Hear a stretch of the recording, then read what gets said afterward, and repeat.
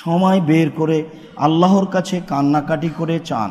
আল্লাহ তাআলা বলেন, মুহাম্মদ সাল্লাল্লাহু আলাইহি সাল্লাম, আপনি যখন দুনিয়াবি কাজ থেকে অবসর হবেন তখন আপনি কঠোর শ্রমে আত্মনিয়োগ করুন।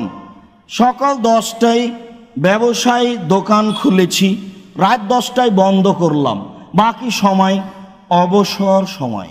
সকাল 10টায় স্কুলে গেছি, বিকাল 3টায় ফিরে আসলাম, বাকি সময় অবসর সময়। সকালে জমিতে গেলাম, সন্ধ্যায় ফিরে আসলাম, বাকি সময় অবসর সময়। আপনি যখন দুনিয়াবি কাজ থেকে অবসর হবেন তখন আপনি কঠোর শ্রমে আত্মনিয়োগ করুন।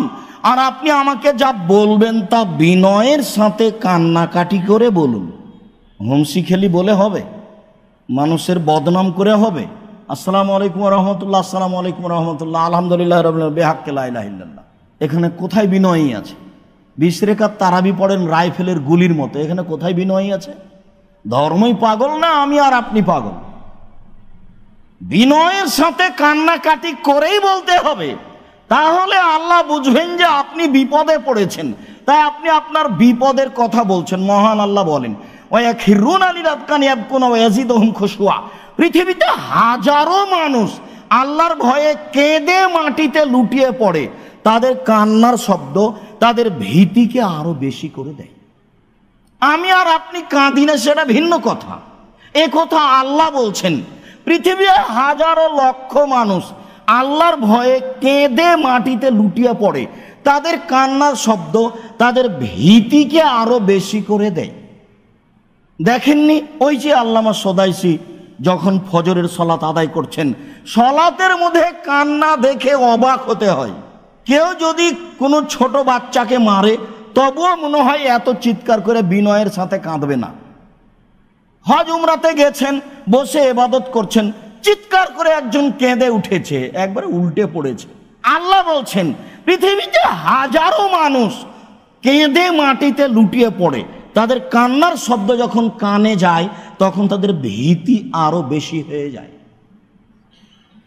আবু হুরায়রা রাদিয়াল্লাহু তাআলা আনহু বলেন, রাসূল সাল্লাল্লাহু আলাইহি ওয়াসাল্লাম একদা খুতবা দিলেন, মা সামিতু মিসলাহা কাত্ত। আমার জীবনে এত গুরুত্বপূর্ণ খুতবা কোনোদিন শুনিনি। আল্লাহর নবী একদা বক্তব্য দিলেন, এত গুরুত্বপূর্ণ বক্তব্য জীবনে কোনোদিন শুনিনি। তিনি বললেন, লাউ তাআলামুনা মা আলামু লা বাকাইতুম কাসীরা ওয়া লা যাহাকতুম কালিলা। তোমরা যদি আল্লাহকে চিনতে আমি যেমন চিনি, তোমরা যদি আল্লাহকে জানতে আমি যেমন জানি, তোমরা যদি আল্লাহকে চিনতে আমি যেমন চিনি, তোমরা যদি আল্লাহকে জানতে আমি যেমন জানি, বেশি বেশি কাঁদতে, কম কম হাসতে। কই আপনারা কান্নার সময় আসে কি কোনো সময়? শুধুই তো ছেলে মেয়ে নিয়ে সবকে নিয়ে তো হাসির মধ্যে আছে। কান্না কখন? ভুল বুঝছেন কি? ভুল বুঝিয়েন না, সময় কিন্তু শেষ।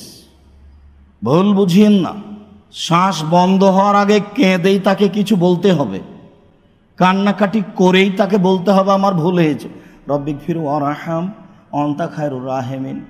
হে আমার প্রতিপালক, তুমি দয়া করো, তুমি ক্ষমা করো, তুমি যে বড় দয়াবান, তুমি যে বড় ক্ষমাবান। আন্নি মাসানিয়া যুররু ওয়া আনতা আরহামুর রাহিমিন। আমি বড় বিপদে, তুমি বড় দয়াবান। আমি বড় বিপদে, তুমি বড় দয়াবান। আমি বড় বিপদে, তুমি বড় দয়াবান। রব্বি ইন্নী যালামতু নাফসি ফাগফিরলি। হে আমার প্রতিপালক, আমি অন্যায় করেছি, তুমি আমাকে ক্ষমা করো। রব্বি ইন্নী যালামতু নাফসি ফাগফিরলি। হে আমার প্রতিপালক, আমি অন্যায় করেছি, পাপ করেছি, তুমি আমাকে ক্ষমা করো। আপনি একটু সময় বের করেন। নিজের বোকামি সারাদিন সারা জীবন নিজের কাছে রাখলে কেউ উপকার করতে পারবে না। বিচারের মাঠ বড় জটিল। সেই দিন যেন আল্লাহ আপনার প্রতি একটু দয়া করেন, এ ব্যাপারে আপনি প্রস্তুতি নেন। বিচারের মাঠ বড় জটিল। লা ইয়ামলিকু নাফসুন লিন নাফসিন শাইআ ওয়া লা আমরু ইয়াওমা ইযিন লিল্লাহ। এই বিচারের মাঠে আল্লাহ প্রথমে ঘোষণা দিবেন, আজ কোনো মানুষ কোনো মানুষের কোনো উপকার করতে পারবে না, একাচ্ছত্র মালিকানা আমার হাতে থাকবে।